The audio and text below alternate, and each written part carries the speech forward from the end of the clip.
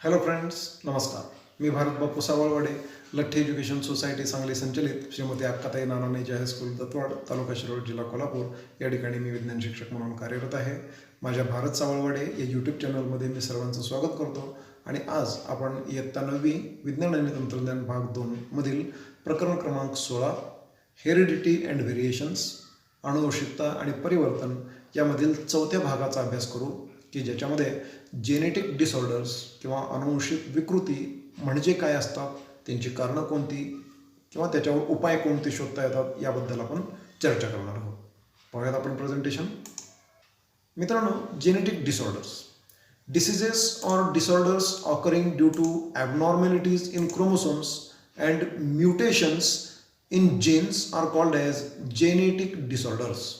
गुणसूत्रांमधील अपसामान्यतेमुळं किंवा जनुकातील उत्परिवर्तनामुळं निर्माण झालेले जे आजार असतात, की जे वेगळे काहीतरी गुणधर्म सजीवांमध्ये येतात, त्यांना आपण अनुवंशिक विकृती असं म्हणतो. Chromosomal abnormalities include their increase or decrease in numbers and deletion or translocation of any part of the chromosome.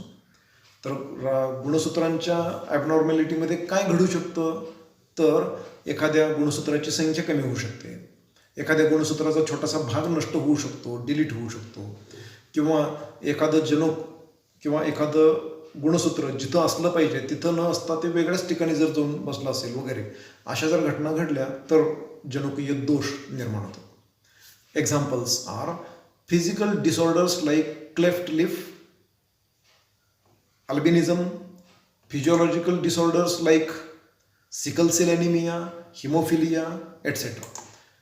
तर शारीरिक व्यंग असलेले दुभंगलेले ओठ असणं, त्यानंतर अल्बिनिझम म्हणजे वर्णकहीनता, अशा प्रकारचे जे दोष असतात हे दोष त्याच्यामध्ये असू शकतील. किंवा काही मध्ये शारीरिक क्रियात्मक दोष जे असतात ते येऊ शकतात, ज्याला फिजिओलॉजिकल दोष असं आपण म्हणूया.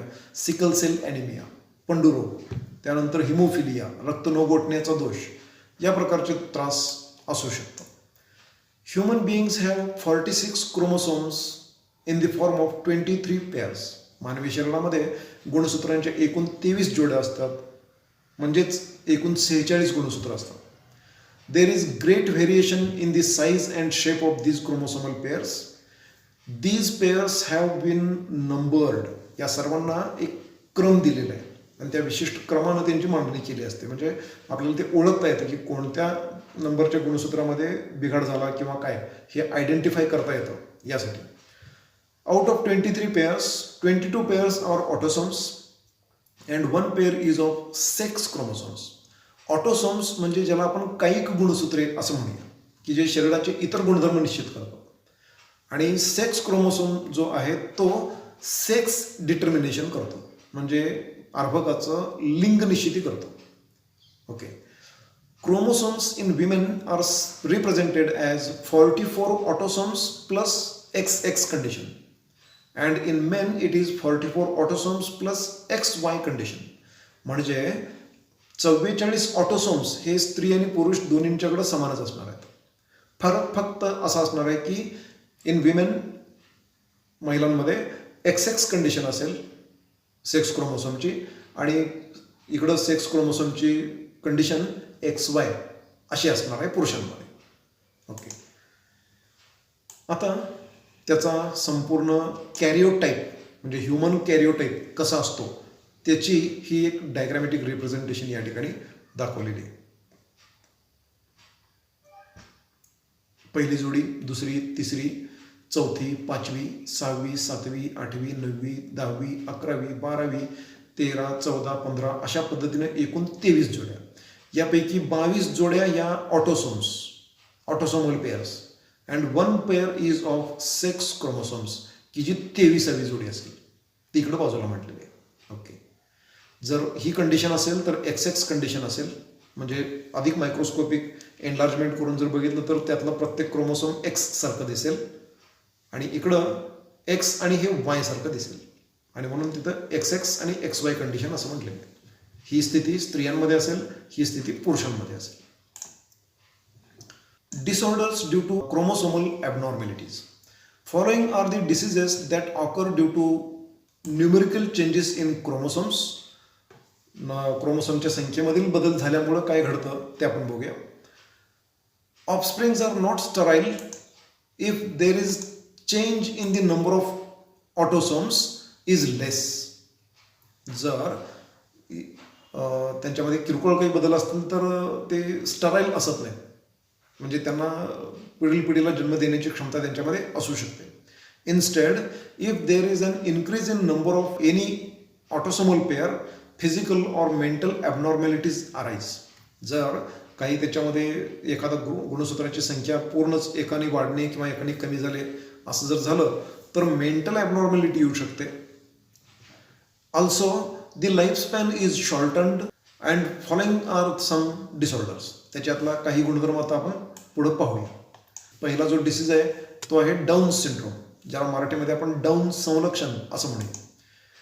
नाउ दिस डाऊन सिंड्रोम और डाऊन संलक्षण, ज्याला मराठीमध्ये आपण म्हणतो, तो एक क्रोमोसोम एक्स्ट्रा आहे. आणि तो कुठला आहे? 21वी जी गुणसूत्राची जोडी आहे तिथं त्रिसमसूत्री अवस्था येते, म्हणजे 3 गुणसूत्र येतात, 2च्या ऐवजी 3 येतात आणि त्यामुळे हा दोष निर्माण होतो. Down syndrome is a disease arising due to the chromosomal abnormality. This is the first discovered and described chromosomal disorder in human beings. सगळ्यात पहिल्यांदा हा आजार ओळखला गेलेला आहे. This disorder is characterised by the presence of 47 chromosomes. याच्यात एकूण 47 गुणसूत्र असतील. And it is described as trisomy of the 21st chromosome. Infants with this disorder have one extra chromosome with 21st pair in every cell of the body. प्रत्येक पेशीमध्ये 21वे गुणसूत्र जे आहे ते 3 कॉपीमध्ये असणार. Therefore, they have 47 chromosomes instead of 46. Children suffering from Down syndrome are usually mentally retarded. यांची मानसिक वाढ खुंटलेली असते, मानसिक ग्रोथ चांगली होत नाही. And have a short life span. त्यांचं आयुर्मान मर्यादा सुद्धा कमी असते, छोटी असते. त्यांचा लवकरच मृत्यू होत असतो. Mental retardation is the most prominent characteristic. मानसिक वाढ खुंटलेली असणं हे त्यांचं ठळक वैशिष्ट्य आहे. Other symptoms include short height, short wide neck, उंची कमी असणं, मानेची उंची कमी असणं आणि ते वाईड असणं, असं खांद्याला जास्त चिकटलेलं असतं. फ्लॅट नोज, शॉर्ट फिंगर्स, बोटांची लांबी आखूड असणं, कमी असणं. स्कॅन्टी हेअर, पातळ केस असणं. Single horizontal crease on the palm, हातावर ज्या रेषा असतात या आपल्या इतर सर्वसामान्य व्यक्तीच्या हातावरती भरपूर रेषा दिसत आहेत, ठीक आहे, परंतु या डाऊन सिंड्रोम असलेल्या व्यक्तींच्यामध्ये मात्र एकच हॉरिझॉन्टल क्रीज दिसतो, म्हणजे एकच रेषा दिसते. Okay. And A life expectancy is of about 16 to 20 years. साधारण 16 ते 20 वर्षापर्यंतच यांचं आयुष्य असतं. Now next is Turner's syndrome. It is the condition due to monosomy of X chromosome. एखाद्या व्यक्तीमध्ये एकच X गुणसूत्र येतं. X गुणसूत्र 2 असतील तर सर्वसामान्य नॉर्मल स्त्री असणार आहे, परंतु इथं काय घडणार आहे, यांच्यामध्ये एकच X गुणसूत्र येणार आहे. आणि त्यामुळं फिजिकल एक्सपिरियन्स जरी फिमेल असले तरीसुद्धा याच्यामध्ये स्टरिलिटी आहे, म्हणजे they are not fertile, they are not able to produce the oocytes. As with autosomes, abnormalities in sex chromosomes also cause some disorders. Turner syndrome or 44+X condition arises due to either inheritance of only one X chromosome from parents or due to inactivation of the gender-related part of X chromosomes.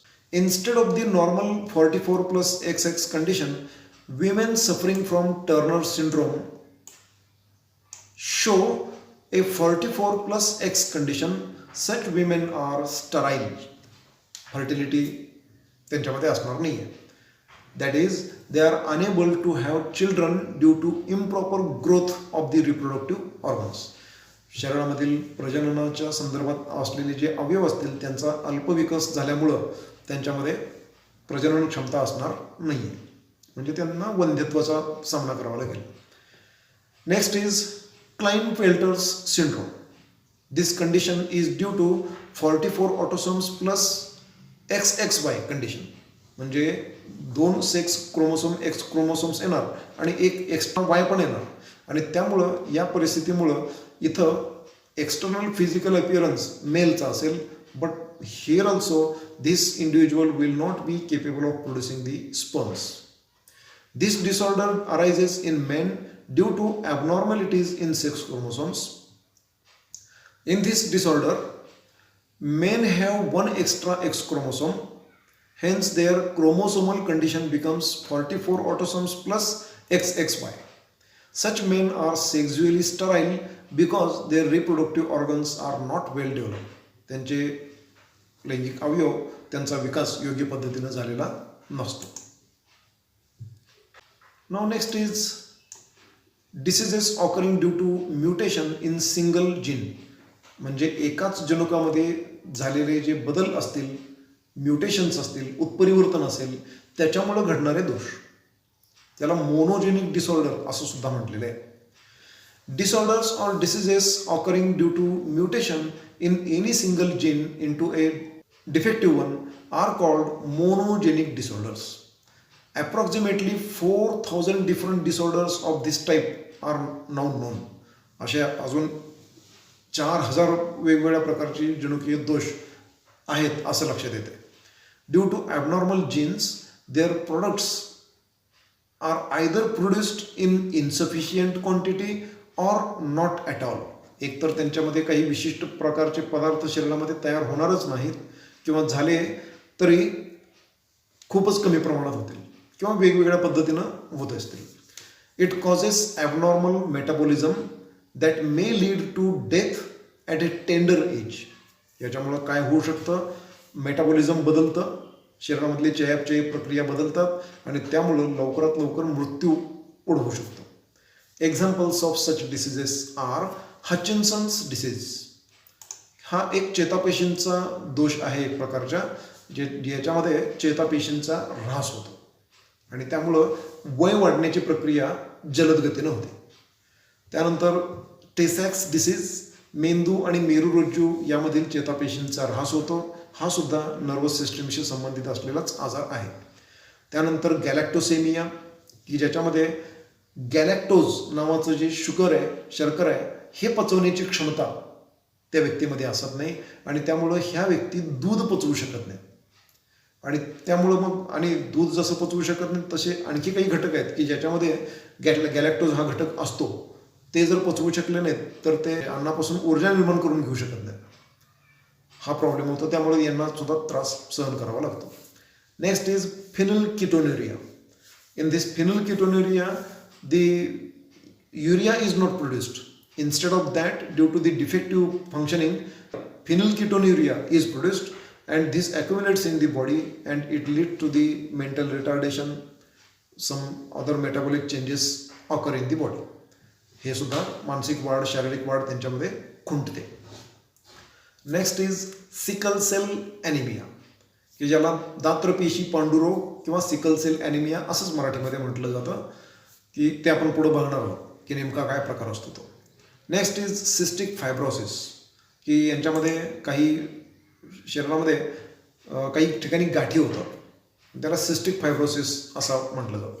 Next one is albinism, म्हणजे वर्णहीनता.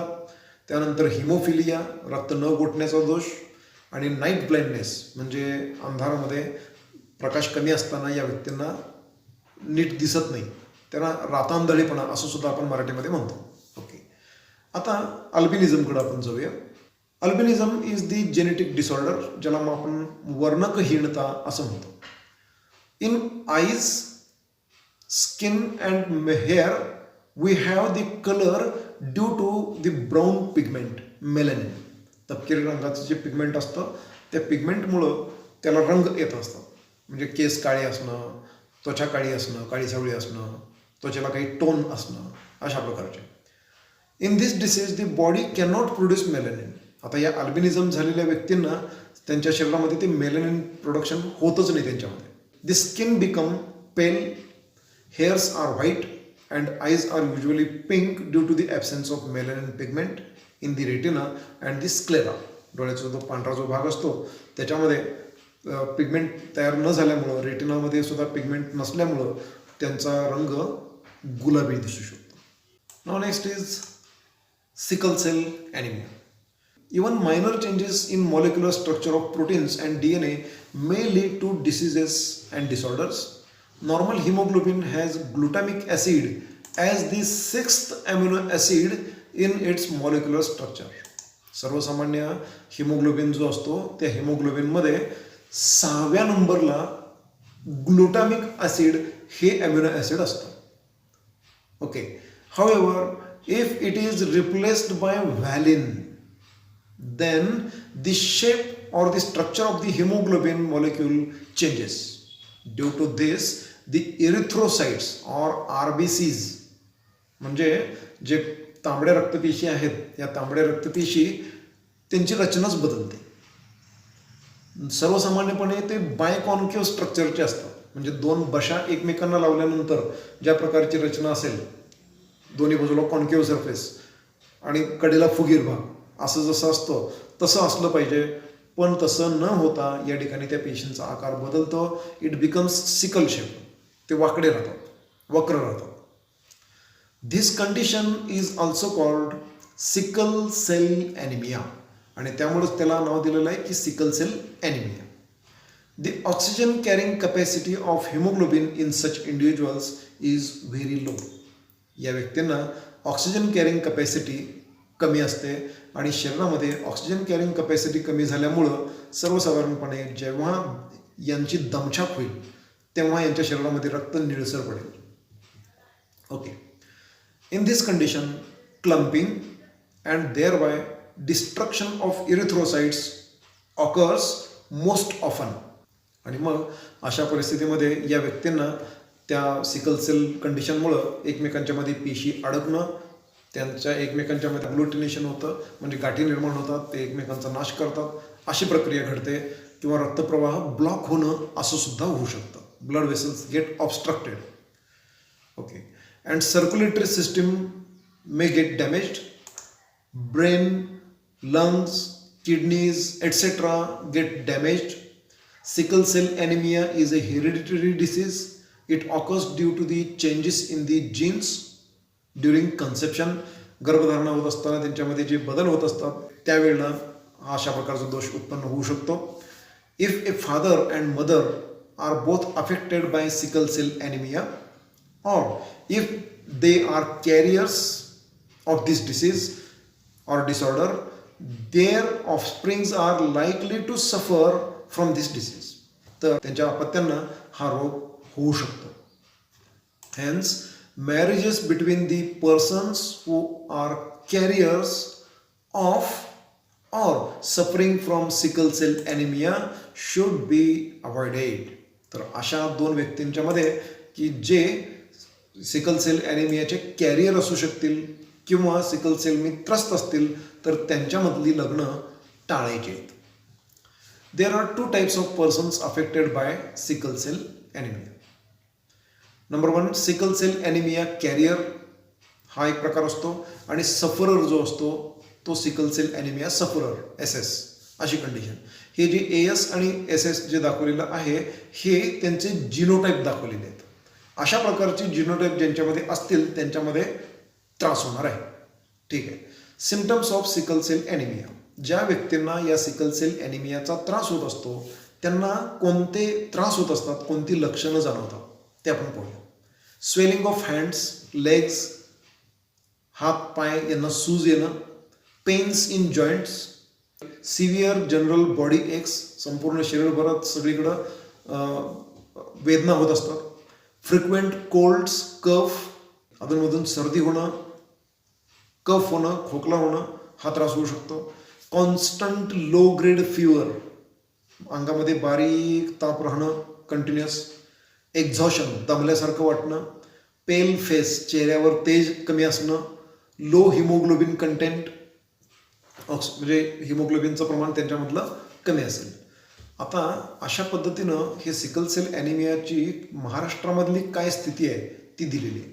महाराष्ट्रामधले 21 जिल्ह्यांमध्ये हा आजार आढळतो, त्यातले 11 जिल्हे विदर्भामध्ये आहेत. आता सर्वसामान्य परिस्थितीमध्ये रक्त जर असेल, RBCs असतील, तर रक्तप्रवाहामध्ये अडचण येत नाही.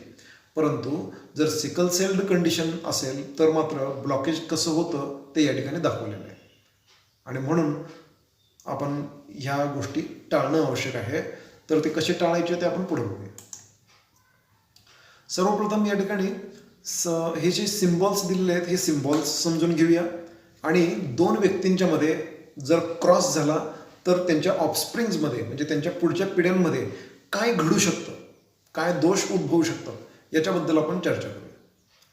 ए कंडिशन आहे, नॉर्मल आहे, म्हणजे त्यांना सिकल सेल ॲनिमियाचा दुसरं कोणताही जनुक त्यांच्यामध्ये नाही आहे अशा व्यक्तीचे.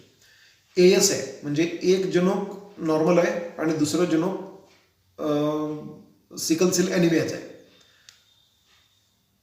त्रास होत नाही यांना, परंतु ते कॅरियर आहेत. कॅरियरसुद्धा काही वेळेला अडचणीत येऊ शकतात. सिव्हिअर शारीरिक त्रास जर झाले तर ते सुद्धा अडचणीत येऊ शकतो. आणि SS म्हणजे दोन्ही जनुकं सफरर आहेत, म्हणजे दोन्ही जनुकं असे आहेत की जे सिकल सेलसाठी कारणीभूत आहेत.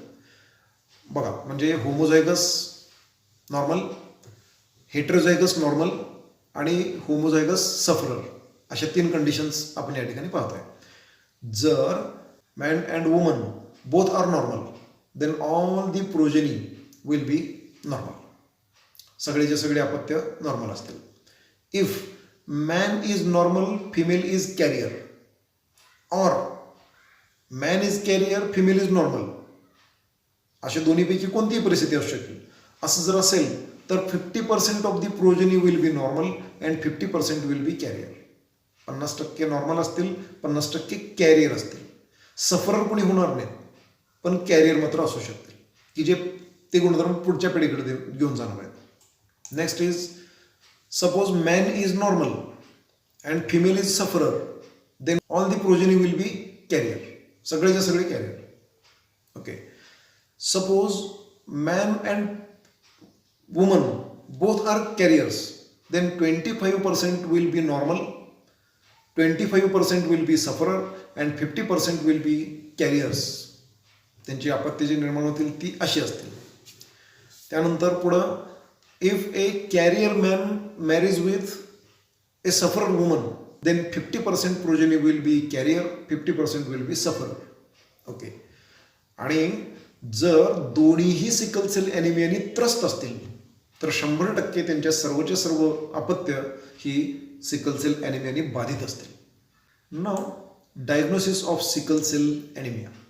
Under the national health mission scheme, the solubility test for diagnosis of sickle cell anaemia is available at all district hospitals. संपूर्ण सगळ्या जिल्हा रुग्णालयांच्यामध्ये अशी सोल्युबिलिटी टेस्ट उपलब्ध आहे की जी ज्यांना तशा प्रकारची शंका येते त्यांच्यासाठी ती टेस्ट करून घ्यायला सांगितली जाते. Similarly the confirmatory diagnostic test electrophoresis is performed at rural and sub district hospitals. तर आणखी उपजिल्हा रुग्णालये म्हणजे तालुक्याच्या ठिकाणी असलेले किंवा रुरल ग्रामीण भागामध्ये असलेले जे काही रुरल हॉस्पिटल्स असतील त्यांच्यामध्ये ह्या सुविधा उपलब्ध आहेत. Now remedies. आता यांच्यावर उपचार. This disease is spread in only one way. फक्त रिप्रोडक्शन, एका पिढीकडून दुसऱ्या पिढीकडं याचे गुणधर्म येणार. Hence husband and wife should get their blood examined either before marriage or after it. लग्नापूर्वी किंवा लग्न झाल्यानंतर जेव्हा आपण गर्भधारणेची चान्सेस घेत असतो त्यावेळेला, त्याच्या आधी ही आपण रक्तांची तपासणी करून घेणं गरजेचं आहे. A carrier or sufferer should avoid marriage with another carrier or sufferer. एखाद्या सिकल सेल ॲनिमियाचा कॅरियर असेल किंवा सफरर असेल तर त्यांनी दुसऱ्या कॅरियरशी किंवा सफररशी लग्न अजिबात करायचं नाही, कारण 100% त्यातल्या काही ना काही व्यक्तींना दोष हा किंवा त्रास हा होणारच आहे. A person suffering from sickle cell anemia should take a tablet of folic acid daily. Folic ॲसिडची गोळी घ्यावं लागतं की जे आयर्न कंटेंट शरीरामधलं वाढवत असतं. तर सिकल सेल ॲनिमियाचा ज्या व्यक्तींना त्रास असतो त्यांचा हात कसा दिसतो हे या ठिकाणी दाखवलेलं आहे. नाव नेक्स्ट इज मायटोकॉन्ड्रियल डिसऑर्डर म्हणजे तंतुकणिकीय विकृती. Mitochondrial DNA may also become defective due to mutation. During fertilization, mitochondria are contributed by the egg cell or the ovum alone. आईकडून अर्भकाकडं अशा प्रकारे तंतुकणिकांचा प्रवास होत असतो. म्हणजे आपल्या शरीरामध्ये जे आलेली तंतुकणिका आहेत, जे मायटोकॉन्ड्रिया आहेत, हे आपल्या आईकडून आलेले आहेत हे आपण लक्षात घ्या. जर तिथं कुठं जर दोष निर्माण झाला तर तो पुढील पिढीकडे येणार आहे. तर असा तंतुकणिकीय दोष याच्यामध्ये घडला तर काय घडतं. Hence mitochondrial disorders are inherited from the mother only. तर आईकडून ते येतं. And here Leber hereditary optic neuropathy दृष्टीचा दोष एक या ठिकाणी उद्भवतो आणि त्याला आपण तंतुकणिकीय विकृती म्हणून ओळखतो. Next is disorders due to mutations in multiple genes. अनेक जनुकांच्यामध्ये एकाच वेळेला जर दोष निर्माण झाले तर काय काय घडू शकतं ते आपण पाहूया. Sometimes diseases arise due to mutations in more than one gene. एखाद्या किंवा एकापेक्षा जास्त जनुकांच्यामध्ये उत्परिवर्तन झालं, म्युटेशन झालं तर त्याच्यामुळं निर्माण होणारे दोष आहेत. In most such disorders their severity increases due to effects of environmental factors on the foetus. तर आणखी काही ठिकाणी असं घडतं की असे काही बदल झालेत आणि याच्याबरोबर पर्यावरणातले काही घटक जे आहेत तेही त्याला हातभार लावतात, तर त्रास आणखी वाढतो. Common examples of such disorders are cleft lip, दुभंगलेलं ओठ असणं, ओठ फाटलेलं असणं. क्लेफ्ट पॅलेट, खाच पडलेली असणं. त्यानंतर कन्स्ट्रिक्टेड स्टमक, पोटाची किंवा जठराची ग्रोथ दाबून टाकलेली असणं, तिथं खाच पडलेली असणं. स्पायना बायफिडा, स्पायनल कॉर्डमध्ये 2 सेपरेशन्स झालेले असतात या पद्धतीनं. त्यानंतर besides diabetes, blood pressure, heart disorders, asthma, obesity are also polygenic disorders. याचबरोबर डायबिटीस म्हणजे मधुमेह, ब्लड प्रेशर म्हणजे उच्च रक्तदाब, हार्ट डिसऑर्डर्स म्हणजे हृदयाचे काही विकार, अस्थमा म्हणजे दमा, ओबेसिटी लठ्ठपणा किंवा अतिलठ्ठपणा हे सगळे पॉलिजेनिक डिसऑर्डर्सची लक्षणं आहेत. Polygenic disorders do not strictly follow Mendel's principles of heredity. मेंडेलची जी जेनेटिक्सची तत्त्व आहेत ती तत्त्व इथं पाळली जात नाहीत, कारण अनेक जनुकं याच्यामध्ये पार्टिसिपेट झालेले असतात आणि त्यामुळं प्युअर अशा प्रकारचे ते नियम पाळले जातात असं दिसत नाही. These disorders arise from a complex interaction between environment, lifestyle and defects in several genes. वेगवेगळ्या जनुकांच्यामध्ये असलेले दोष, त्याचबरोबर पर्यावरणीय घटक आणि त्या व्यक्तीची लाईफस्टाईल या सगळ्या गोष्टींचा एकत्रित परिणाम या ठिकाणी दिसत असतो. आता मित्रांनो, inter relationship between tobacco addiction and cancer. एखाद्या व्यक्तीला जर तंबाखूचं व्यसन असेल तर ते तंबाखूचं व्यसन काय करू शकतं, त्याचे पुढचे रिझल्ट्स काय काय असू शकतात ते या ठिकाणी आपण उजव्या बाजूला जरूर पहा आणि आपण समजून घेऊया. Many people consume tobacco either by smoking or bye chewing. एकतर धूम्रपान करणं किंवा तोंडात ठेवून ते चघळणं या प्रकारच्या प्रक्रिया करतात.